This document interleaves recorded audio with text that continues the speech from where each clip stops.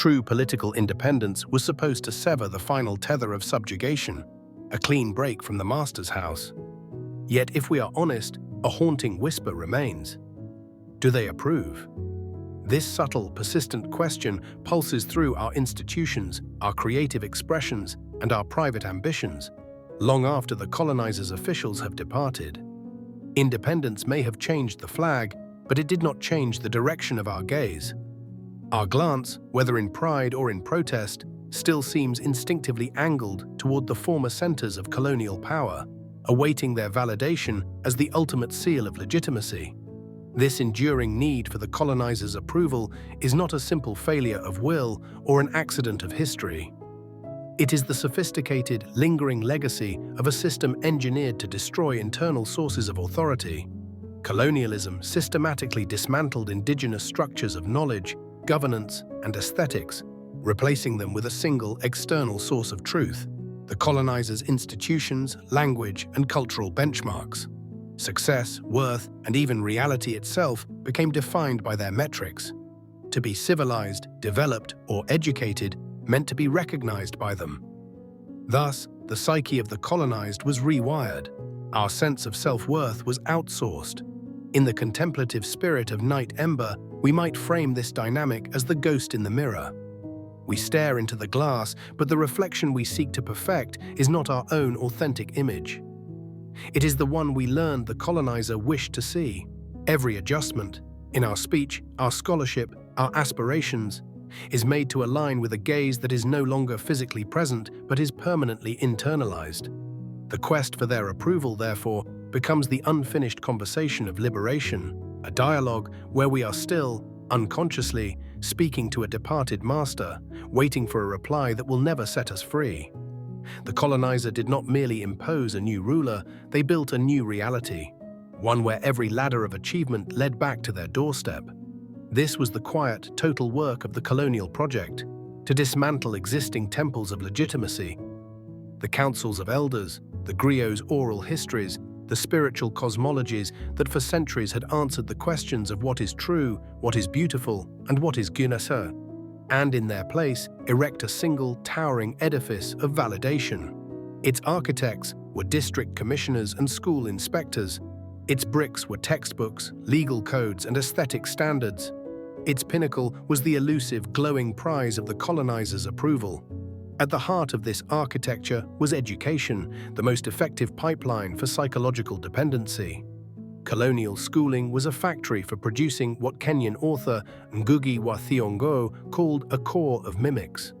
To excel was to master the colonizers' language, history, and logic, and to be rewarded with certificates that served as passports into a narrowly defined world of prestige. The underlying message was unambiguous. Your native intelligence is raw material. Our system refines it into something of value. This created a psychic economy where worth became transactional, measured in grades from their exams, degrees from their universities, and fluency in their cultural idioms. Thus, the desire for approval was not born of simple admiration, but of a systematically engineered hierarchy of credibility. Indigenous knowledge became superstition, local governance became tribalism, native aesthetics became primitive art. When all local sources of authority are devalued, the colonizer's voice becomes the only one that carries weight, the sole auditor of reality. We were left holding a colonial report card, and generations later we are, in countless subtle ways, still waiting for our A+, still performing for a grader we cannot seem to believe has left the room. The architecture stands, long after its builders are gone, and we continue to live within its walls, mistaking their blueprint for the only possible design for a house. This ceaseless quest for validation is rooted in a profound and painful psychological bargain struck under colonial rule. The theorist Frantz Fanon diagnosed it with surgical precision in black skin, white masks. To survive in a world that systematically denied your humanity, the colonized individual was forced to internalize the colonizer's values. By adopting the master's language, manners, and aspirations, one could grasp at a semblance of personhood in the eyes of the powerful. This was not mere mimicry, it was a strategy for psychic survival, a way to say, "See, I am like you, therefore I am." Approval became the currency of existence. This transaction did not end with legal independence. It evolved into a deep-seated habit of identity. The colonial gaze, once external and oppressive, migrated inward to become our own inner critic. We began to police ourselves, preemptively shaping our thoughts, our art, and our ambitions to fit a template designed elsewhere, fearing that to deviate would be to vanish from the realm of the relevant. The haunting question emerged. Without their recognition, do we truly exist on the world stage? This anxiety of irrelevance binds us to the very power we sought to escape. We exist in what philosopher Achille Mbembe might term a state of perpetual audition.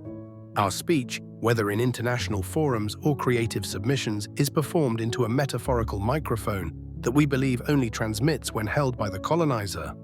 We modulate our tone, simplify our narratives, and highlight the parts of our story we think they will understand, forever monitoring an invisible feedback loop from an audience we have empowered as the final arbiter of our worth. The tragedy is that in seeking to prove we are no longer colonized, we perpetuate the colonizer's most enduring victory, the conviction that they remain the sole validators of our becoming.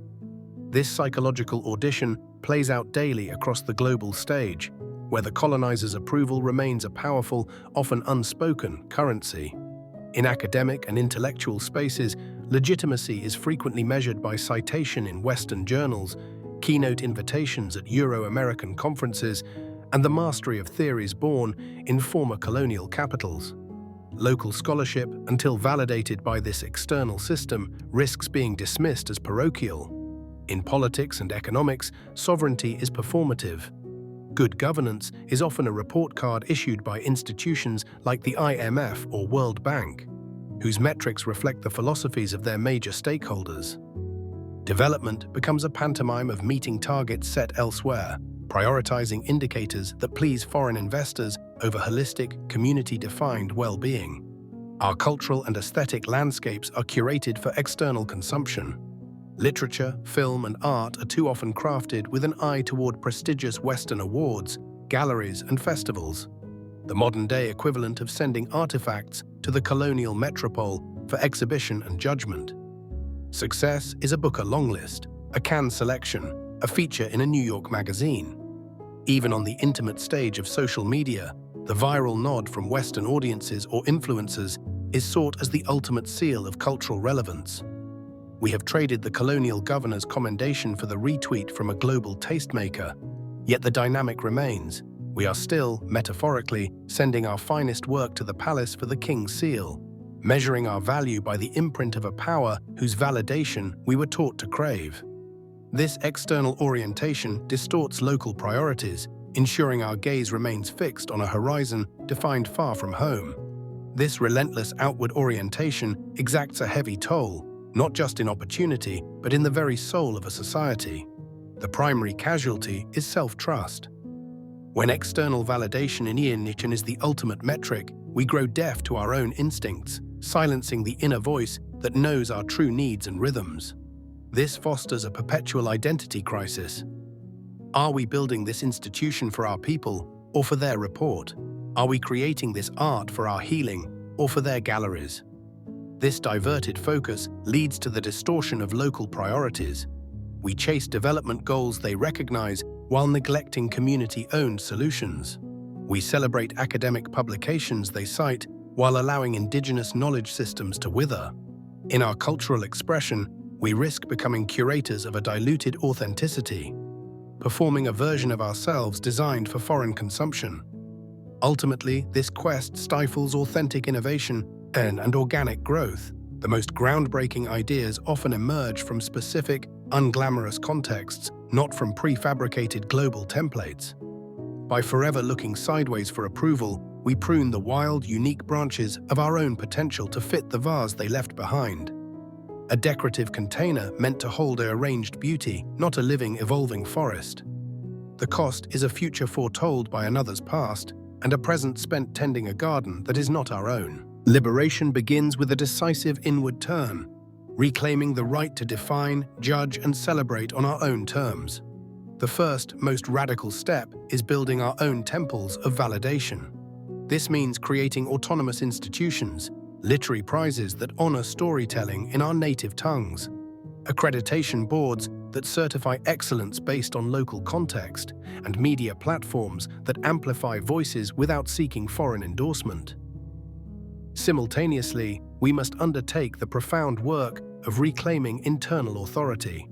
This is the practice of listening, truly listening, to the wisdom of our elders, the logic of our landscapes, and the rhythms of our own creativity. It requires cultivating the courage to say, "This is beautiful because it moves us," and "This solution works because it serves our people." This journey demands a conscious shift in focus, from seeking a spotlight on a global stage to kindling countless fires in our own communities. Success becomes the teacher whose students thrive, the farmer whose innovation feeds the village, the artist whose work sparks a local conversation. It is learning, at last, to breathe without checking if the air meets their approval, and discovering that the atmosphere of our own making is what truly sustains us. The quest for the colonizer's approval is a hypnotic loop, a trance woven from history and habit. But hypnosis breaks the moment we recognize we are in it. The journey from seeking external validation to cultivating internal legitimacy is the true, final frontier of decolonization. It begins with a simple, seismic question. What if we stopped asking? Not in defiance, but in quiet sovereignty. What if we measured our worth by the depth of our roots and the reach of our own branches, rather than by the shadow we cast in a foreign sun? This is the movement from a borrowed reflection to a revealed countenance. It is the work of putting down their mirror, cracked with the distortions of another's gaze, and beginning patiently to polish our own. In that sacred reflection, we do not seek approval. We give it to ourselves, our ancestors, and the futures we are finally free to imagine.